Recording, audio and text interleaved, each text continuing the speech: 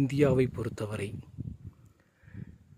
குறிப்பாக தமிழகத்தில் ஒவ்வொரு ஆன்மீக தலத்திலும் நம்முடைய அறிவுக்கு புலப்படாத மற்றும் உணர்ச்சியை மேலோங்க செய்யக்கூடிய ஏதோ ஒரு விஷயம் இருந்து கொண்டுதான் இருக்கின்றது.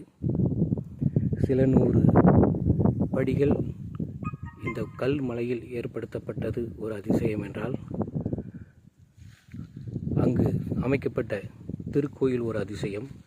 இவை எல்லாவற்றையும் தாண்டி, அந்த சில 100 படிகளையும் தாண்டி மலை மேல் ஒரு கிணறு அமைந்துள்ளது. இது எந்த வகையில் சாத்தியம் என்பது தெரியவில்லை. அறிவியலுக்கு அப்பாற்பட்ட இந்த விஷயத்தை ஆன்மீக கண்களோடு தான் நாம் பார்க்க வேண்டும்.